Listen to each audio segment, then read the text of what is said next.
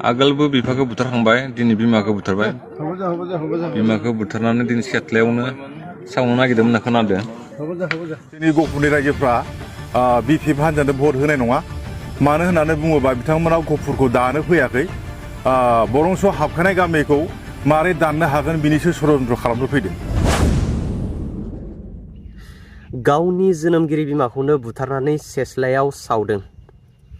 बे जाथाया जादों बाक्सा जिल्लानि बागानपारा नयाबस्ति दिंखिया बारियाव। मोनथिनाय बायदिब्ला बिथाङा मास मोननैसो सिगाङाव बिफाखौबो बेफोरबायदिनो बुथारदों होननानै मोनथिदों आरोना। थ' लोगोफोर नोंथांमोननो फुल भिडिअखौ होगासिनो आं। नोंथांमोना भिडिअखौ जोबजासिम नायलां।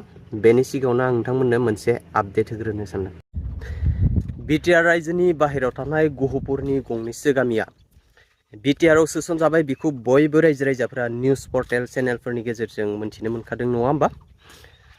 बिथांमोना बिटिआरआव हाबबाय जेला बिटिआरआव भट होनो मोनसिगोन आरो बिथांमोना फैगौ बिटिआर इलेक्सननि सायाव मा बुंफोरथि होदों नोंथांमोना भिडिअखौ नायलांनो हागोन। जोंनि गहपुरनि रायजोफ्रा BJP हान्जानो भट होनाय नङा। मानो होननानै बुङोबा बिथांमोना गहपुरखौ दानो फैयाखै। बरंस हाबखानाय गामिखौ मारै दाननो हागोन बिनिसो षड़यन्त्र खालामनो फैदों आरो बेखौ जोङो गामि गामि न'खर न'खर जों बे खौरांखौ जों फोसावगोन UPPL जानानै। महिलारिया गहपुरा बिटिआरआव हाबनांगौ होननानै मालाबाबो जोंखौ मदद होफेराखै। बरंस बियो माखासे संगठनफ्रा केस होनायाव सिंजों बियो थुनजलायनासो होदों, माने जोंनाय अराव गिहि लुना होदों। बेनिखायनो गहपुरनि रायजोआ बे बाराव माने BJPआव भट होनाय नङा, बेखौ कनफार्म। आरो BJPआ बाहाय लस जागोन। बस्थायै बस्था फैसा लाबोनानै राननानै जाहो, खिन्थु गहपुरनि रायजोआ जागोन फैसाखौ, खिन्थु भटखौ ट्रेक्टरनि सिनाव होगोन। बे खिन्थु खाटां। आं बेखिनिखौ फोसावनाय जाबाय। BJPआ मोनसे सर' दङ जोंनि गहपुराव, अयबास दंखायो। इलेक्सन जाबा फैबाय, इलेक्सन जोब्बा गोमालांबाय। बिथांमोनहा जोंनि गहपुराव खामानि मावनायनि जेबो एजेन्डा गैया आरो जेबो सिस्टेम गैया। गासिबो मिडिया नोंथांमोनखौ बे समाव गोजोननाय होयो जे दिनैनि बे जोंनि बे गहपुर जिल्ला UPPL हान्जानिफ्राय प्रेस मिटनि गुबै थांखियानो जाहैबाय दाखालि बावैसो धनस्री समस्तिनि BPFनि बिजाथि प्रेस मोसाहारि बिथाङा जोंनि गहपुराव फैनानै फैगौ बिसायख'थिनि थाखाय भट बिफैदों। जों बिनि सायाव प्रेस मिट होनो बा फंनैसो खोथा बुंनांगौ दं साननानै दिनै बे प्रेस मिटखौ होनाय जादों आरोखि। गुबै खोथाया बेनो जे BJPआ मोनसे सर' दङ जोंनि गहपुराव, अयबास दंखायो।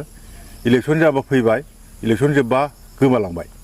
बिथांमोनहा जोंनि गहपुराव खामानि मावनायनि जेबो एजेन्डा गैया आरो जेबो सिस्टेम गैया। बरंस दा जोंनि गहपुर ओनसोला बिटिआरआव हाबबाय हिसाबै बिथांमोना भट बिनो फैदों।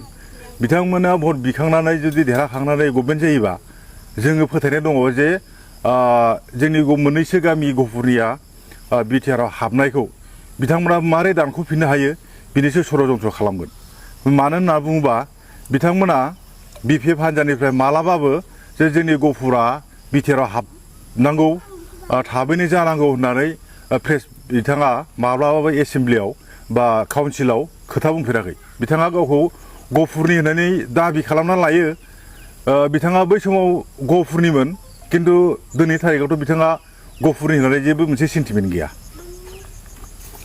दा जोंनि गहपुरनि रायजोफ्रा BJP हान्जानो भट होनाय नङा। मानो होननानै बुङोबा बिथांमोना गहपुरखौ दानो फैयाखै। बरंस हाबखानाय गामिखौ मारै दाननो हागोन बिनिसो षड़यन्त्र खालामनो फैदों आरो बेखौ जोङो गामि गामि न'खर न'खर जों बे खौरांखौ जों फोसावगोन UPPL जानानै।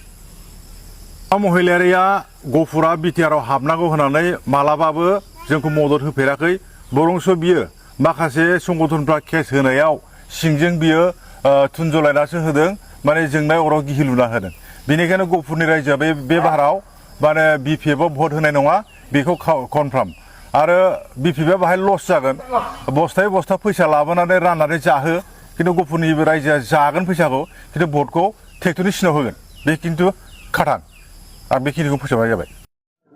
मायबाफोर टेनसन दङमोन नामा नोंहा? आगोलबो बिफाखौ बुथारदोयो। मानो बुथारखो? आगोलबो बिफाखौ बुथारखांबाय, दिनै बिमाखौ बुथारबाय।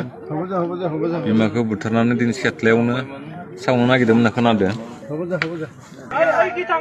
बाक्सा डिस्ट्रिक्ट बागानपारा नया बस्ति दिंखियाबारि गामियाव दिनै डेन्जारेस घटना जाना थांबाय आरो गिनो लागा सोमोनांथाव जोबोद गिख्रंथाव आगोलबो बिफाखौ बुथारखांबायमोननो दिनै रायजो राजाफोरा नङा खावनानै गारबायमोन